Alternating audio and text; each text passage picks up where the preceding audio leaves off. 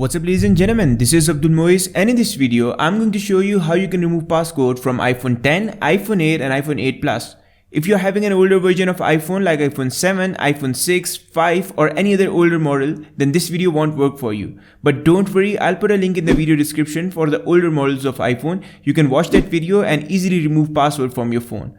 A little precaution before starting the video: if you haven't backed up your data on iTunes, then unfortunately you'll lose all your data.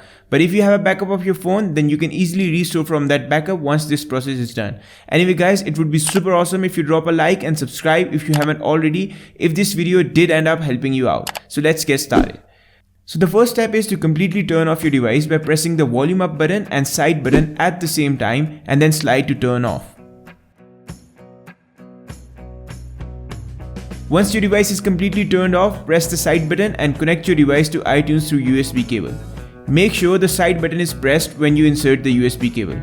Keep holding the side button until you see iTunes logo on your screen.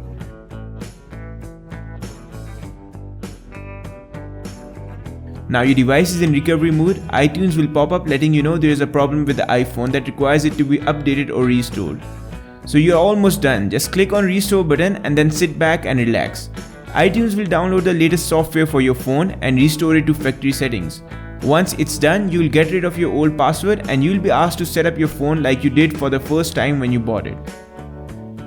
So it's simple as that. I hope this video helped you out, and if it did, make sure you smash that like button, and if you haven't already subscribed to my channel, go ahead and click on the subscribe button to watch more videos like this one. Well, this is Abdul Moiz signing out.